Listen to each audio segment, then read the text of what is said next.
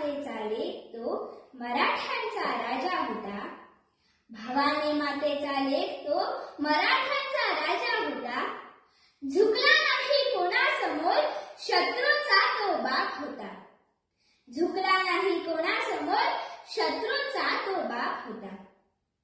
नमस्कार.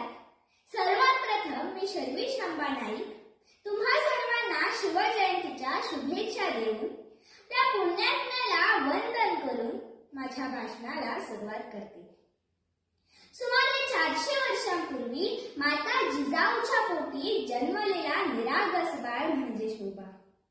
राजनीती, कूटनीती, युद्धनीती ह्यांचा कळस म्हणजे शोभा. संयमाचा घाट म्हणजे शोभा. सळसळत्या रक्ताची लाट म्हणजे शोभा. माणुसकी मोजण्याचे माप म्हणजे शोभा. तलवार तर प्रत्येकाच्या मनगटात होती, पण स्वराज्य स्थापन करण्याची छाप फक्त आणि फक्त शिवाजी महाराजांच्याच रक्तात होती. मित्रांनो, शिवाजी हा फक्त 3 अक्षरी शब्दच नव्हे, तर हा एक मंत्र आहे, जो उच्चारल्यावर प्रत्येकाच्या शरीरात रक्त सळसळू लागते आणि सकारात्मक ऊर्जेचा प्रवाह तयार होतो. शिवाजी महाराजांनी हिंदवी स्वराज्याची स्थापना केली. स्वराज्याची स्थापना करताना त्यांच्याकडे सैनिक साठा नव्हता, शस्त्र पुरवठाही नव्हता. त्यामुळे सुरुवात ही शून्यातूनच झाली. महाराजांनी सैनिक गोळा केले नाहीत, तर स्वराज्यावर प्रेम करणारी माणसं गोळा केली. त्यांच्या हातात शस्त्र दिली आणि अशा प्रकारे स्वराज्य निर्माण केले.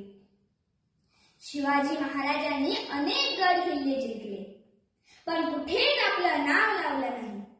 त्यांनी अनेक मोहिमा आखल्या, पण कधीच पंचांग पाहिला नाही. त्यांना अनेक संकटांना सामोरे जावे लागले, पण त्यांनी कधीच आत्महत्येचा विचार केला नाही की ते कधीच व्यसनाच्या अधीन झाले नाही. आज माता भगिनीवर होणारे अत्याचार पाहिले, ऐकले की खूप वाईट वाटतं. परस्त्री माते सन्मान मानणारे माझे राजा त्यांच्या स्वराज्यात स्त्रियांवर अत्याचार करणाऱ्याचे हात पाय कलम करण्याचा आदेश होता. त्यावेळी स्त्रियांना 50% आरक्षण नव्हते, पण 100% संरक्षण मात्र होते.